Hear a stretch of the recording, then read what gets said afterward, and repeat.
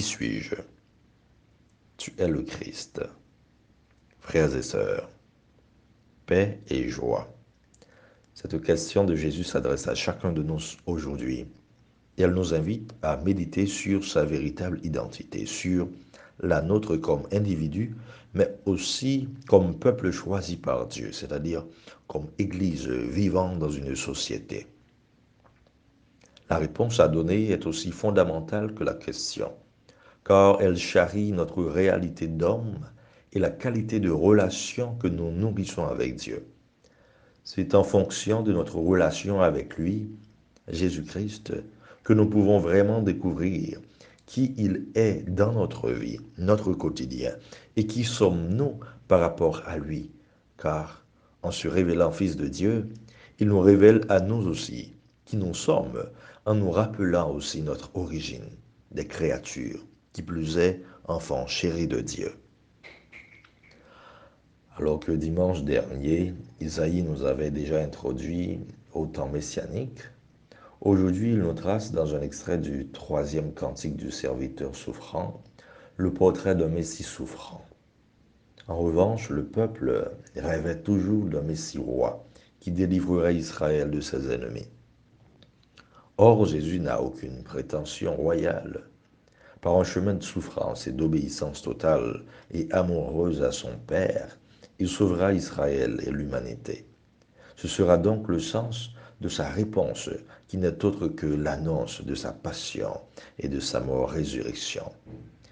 Il commença à leur enseigner qu'il fallait que le Fils de l'homme souffre beaucoup, qu'il soit rejeté par les anciens, les grands prêtres et les scribes, qu'il soit tué et que 3 jours après, il ressuscite. Il incarne ce serviteur souffrant dont parle Isaïe dans les cantiques du serviteur souffrant. Appelé par Yahvé à apporter la lumière aux nations, il est l'objet du mépris des hommes.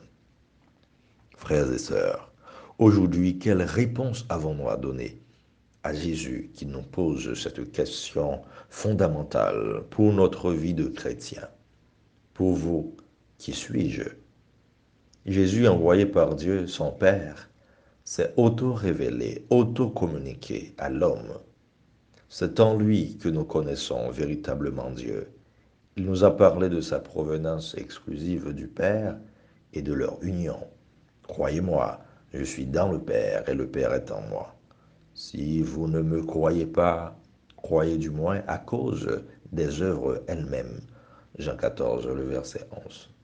Donc les miracles, les signes de Jésus avaient donc un double objectif, sinon un triple. Sauver l'homme, susciter la foi et révéler le visage compatissant et miséricordieux de Dieu son Père. Nous pouvons connaître Dieu si et seulement si nous nous ouvrons au Christ, à l'Esprit Saint. C'est donc ce qui arriva à Pierre, qui a un rôle particulier à jouer dans la fondation future de l'Église. Il révèle, sous l'inspiration de l'Esprit Saint, la véritable identité de Jésus. À la question, pour vous qui suis-je, il répond, tu es le Christ, c'est-à-dire Christos, ou du moins Messia. Il affirme que Jésus est loin, celui qu'Israël attendait, le Messie. Mais il y a eu un hiatus après l'annonce de la passion, de la mort, résurrection, fait par Jésus, tel que mentionné au début. Il y avait la conception d'Israël de ce Messie roi triomphant et le Messie souffrant dont parlait environ 8 siècles avant le prophète Isaïe, d'où la réaction de Pierre. Pierre, le prenant à part, se mit à lui faire de vifs reproches. Que devons-nous tirer de ces textes pour notre méditation? D'abord, quand nous nous laissons habiter par l'Esprit de Dieu, quand nous sommes dirigés par lui, il nous révèle vraiment qui est Dieu et ce qui nous aide à connaître vraiment qui nous sommes, les enfants bien-aimés de Dieu. Pour ce faire, il faut que nous nous ouvrions à la parole de Dieu, pour l'accueillir pour ce qu'elle est vraiment, la laisser nous travailler de l'intérieur à la manière de ferment.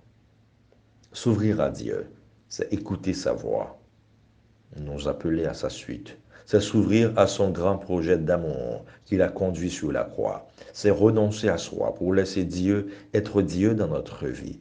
dans notre aujourd'hui. Suivre le Christ, l'écouter, croire en lui est la même chose. C'est un exercice de foi, pas n'importe lequel, mais un exercice de foi active qui se mue par les bonnes œuvres, par une attention particulière à ceux qui souffrent, nos frères et sœurs d'ici et d'ailleurs, qui sont désespérés et qui ont besoin d'une main pour les relever, d'un regard pour les redonner espoir et d'une parole pour redynamiser leur espérance.